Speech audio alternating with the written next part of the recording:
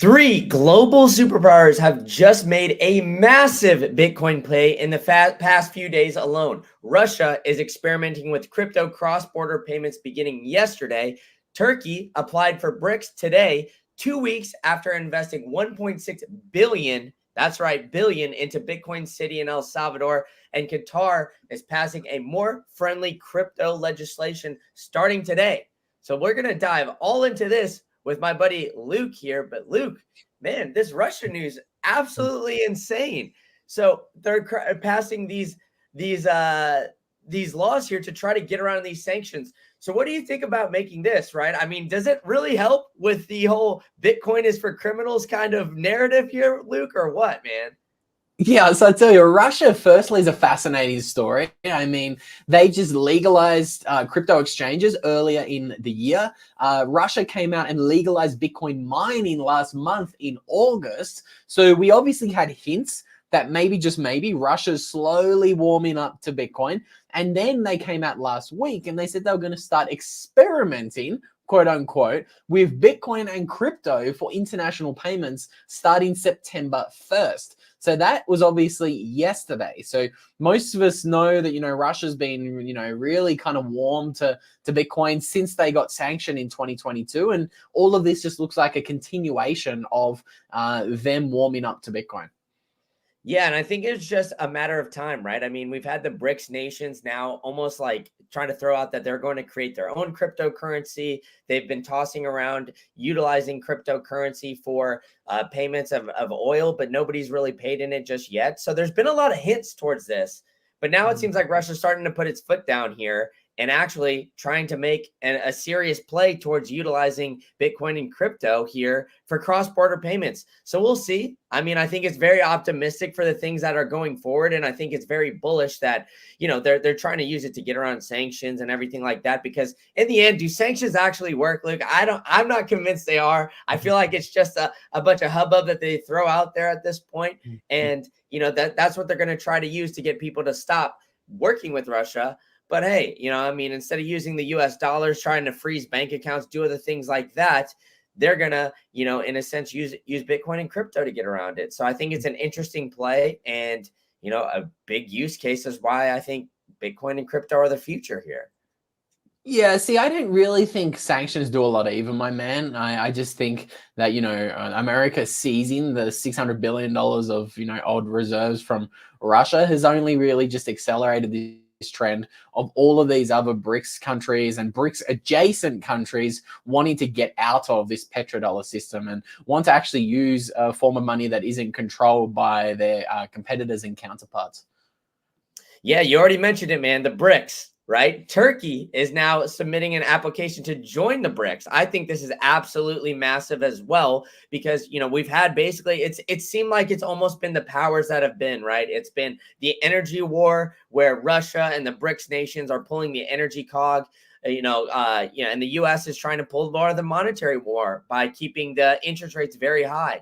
But now Turkey is starting to join the BRICS nations. And I think Turkey is a very, very interesting country when it comes to all this Bitcoin stuff going on, because not only have they applied to become a member of BRICS, but they also invested a ton of money here into Bitcoin City in El Salvador. So why do you think that they invested a bunch of money into this Bitcoin City in El Salvador here, Luke? Because I've got a couple theories. A few people have been tossing around money laundering or other things like that. Like, what do you have to say of all of that? Boy, I want to hear the conspiracy theories up first. I don't want my theories. I have nothing interesting to add there about El Salvador. All I'll say is that the Turkish president got a visit from Nayib Bukele in January 2022, literally 3 months after El Salvador made Bitcoin legal tender. So I think the timing of that was pretty interesting. And that was happening at the same time that the Turkish inflation was at like 80% per year. So it was, losing half of its value every single year. So I thought that was interesting that those two presidents met when they did meet. But I want to hear your conspiracy theory, my friend, because I haven't heard that one. So give us as much of the loop as you can while being on YouTube here. We probably can't be completely explicit with what we can talk about. But yeah, lead me in the right direction there, Brandon. Yeah, I mean, it's just basically like a big play, like wondering why this big investment, right? I mean, you see it here in this article. It's the largest private investment ever of all time. So why with that? Why in El Salvador? And there's just a lot of questions being tossed around here. So I mean, there's a lot of people just finger pointing at this point, Luke. I mean, it's all conspiracy theories. Who knows? But a lot of people believe that it could be, some sort of money laundering scheme, right? I mean, we've had a lot of people kind of point at a lot of the BRICS nations thinking they do some shady businesses. We've had a lot of the, BRICS nations, the Saudis come in trying to, buy a lot of these major sports teams and do everything. They have almost printing too much money at this point with all the amount of oil that they've been sitting on. And so this is just another play that a lot of people on X have been tossing around there that they think that this could be a potential money laundering scheme. I don't really know. I haven't seen too many facts to point in that direction. I just think it's a pretty interesting story here, a little peculiar. I'm just connecting a few dots here, Luke. Yeah, I do think it's interesting. It's a massive investment, 1.6 billion, especially considering El Salvador's GDP is, from memory, something like 20 to 30 billion. So it's really not that big. This investment is like what, a 3, 4, 5% of GDP investment. It's sizable. It's massive. And it's very interesting that they choose Bitcoin City as the place to invest, because I think from that article, they said that they created a port all the way back in like 2008 in Bitcoin City, but it hasn't been operational until now. So like 14 years, it hasn't been in operation, but the country hopes that this investment from Turkey is going to actually get this port operational. So yeah, I think it's very interesting. Maybe Turkey's trying to get some exposure to Bitcoin in a little bit of a funky way. Maybe investing in El Salvador early. Maybe that's how they think they're going to get a little bit of exposure to Bitcoin. I don't know. It's certainly interesting though. Yeah, I mean, the exposure to Bitcoin, joining BRICS, and now Russia using cross-border payments. I mean, I'm just connecting a few dots here. I mean, the R in BRICS is Russia, right? So, I mean, at this point, who knows, man? I think it's a lot of things are pointing in that direction. And I think it's only a matter of time where, countries outside of the BRICS are going to start recognizing the power of Bitcoin. And it seems like, Qatar is another one of those examples here. They've passed some great regulatory framework where they're going to start developing and created a business center based in Qatar that has released a comprehensive regime for regulating and creating digital assets. I think this last part's a little interesting, creating digital assets. What are they actually going to be creating here? And what is all going to be considered a digital asset? I'm not quite sure. But I think it is interesting that Qatar is now creating some pretty friendly framework around the Bitcoin and crypto industry. And it seems like they're going to start to want to dive into it as well. So like we've been saying this whole time, it's like these three major superpowers, Russia, Turkey, and now Qatar, all of these countries with, seemingly a lot of money and a lot of energy and resources are now going to start to get into Bitcoin, or at least, are dipping their toe in slightly here. So I think it's extremely bullish going forward. And Luke, what do you make of all this Qatar news as well? Yeah, I mean, it's huge. It's really interesting. I think not a lot of people are paying enough attention to Qatar. They've got a $500 billion sovereign wealth fund. So it's a top 10 in the world sovereign wealth fund that Qatar owns. So again, that's massive. We all know that the Emir of Qatar met with Bukele in December 2023. Only, about 10 months ago now. And more recently, a lot of people were very interested to see the Emir of Qatar's private jet spotted in Madeira on the very day that Michael Saylor was talking at the Bitcoin Atlantis conference. So that was happening earlier in the year. We were shindigging around at the Madeira conference together from memory, Brandon. So I think we were talking about that when it was happening. So obviously there's been signs that Qatar have been interested in Bitcoin. So again, this doesn't surprise me. This is just another positive step. This is probably just giving, more and more cover for the people high up in that country to really begin heavily accumulating Bitcoin before they start, really publicly endorsing it.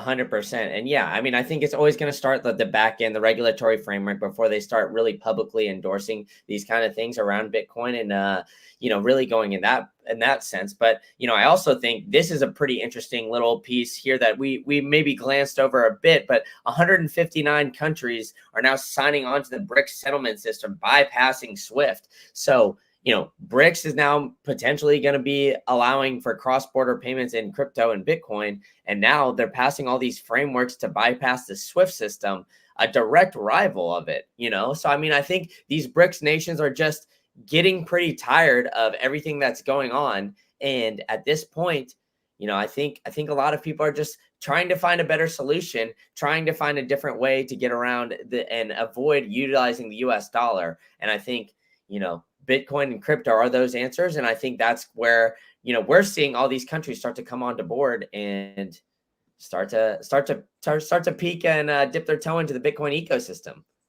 They certainly are, my friend. We all know that, I think Bitcoin is the end game. I think the only question we've had over the past few years is how long is this process going to take? Again, I have no idea, but it's very interesting to see all of these developments happen in like short consecutive order. So Russia's pushing out all of these favorable laws about crypto exchanges being legalized. This was in July. Then in August, they come out and say, yeah, we're going to legalize Bitcoin mining in the country too. Now they're experimenting with it for cross-border payments. And we obviously have all this news with Qatar and Turkey. Does look like things are moving a little bit quicker than they were, say, before 2020. But again, nobody knows timeframes of any of this. Again, I feel pretty confident that, eventually all of these BRICS countries will be using Bitcoin for trade. The only question is, does it happen by 2025 or 2035? That's the only big question mark I've got in my mind. How about you, Brandon?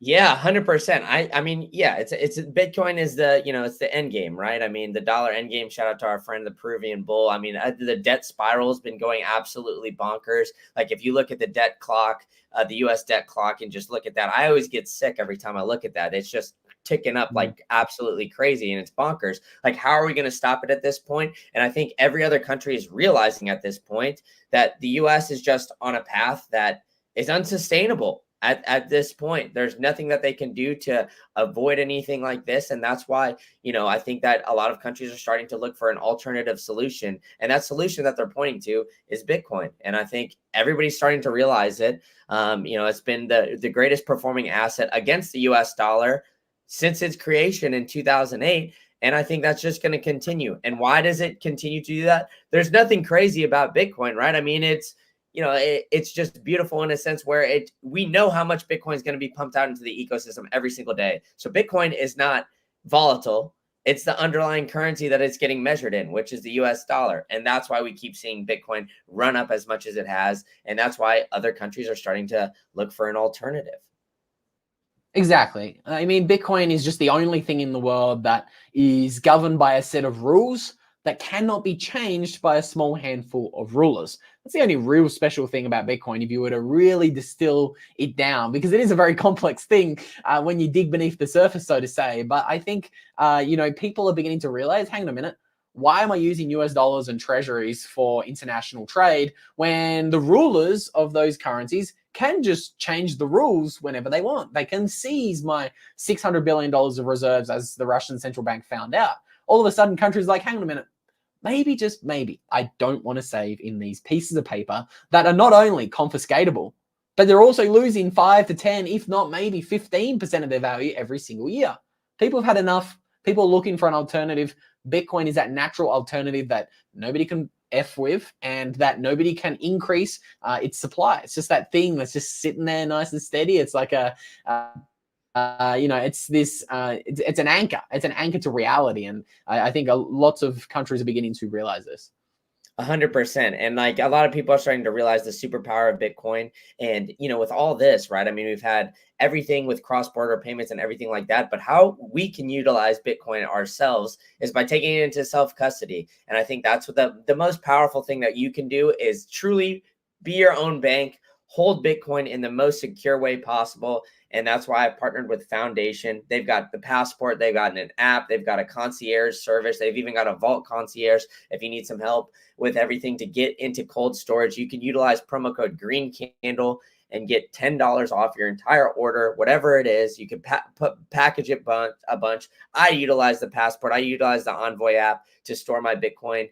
And on top of that, the most secure way to store your seed phrase is stamp seed, a titanium punch plate. You need to be using that because I'm in Florida here. It's been raining like crazy. If I would have had my seed phrase on some water and for some reason there got water in my house or lit on fire, something like that, it would not sustain all of that, and I would lose my entire life savings. So how do I avoid that? I utilize a stamp seed punch plate and use promo code Green Candle, and you can get 15% off your entire order there.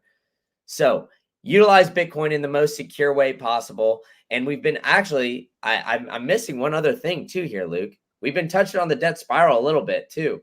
We just dropped a great video here too with James Lavish, all on this debt spiral. We should have brought that up a little bit earlier, but if you want to go and watch that, I highly recommend doing that after this show here. And yeah, here's the link. Go to the Green Candle YouTube, and you can find one of the best episodes I think I've put out here with James Lavish. So Luke, you got anything for us on that, man? Yeah, all I'm going to say is that interview's a cracker. James Lavish is one of the more underrated names in the space. Like, he's got how many? He's probably nearly got 100,000 subs on his email, and still a lot of people don't quite know, who he is. I would highly recommend everyone go check out that interview. And I think, as Matthew J says in the chat, smash the likes.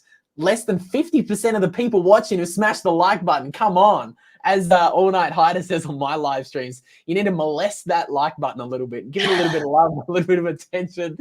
We would appreciate that. But Brand, I'm pretty sure that's all I've got, my man. All right. Thank you guys so much for joining us, and we'll see you on the next one. Adios.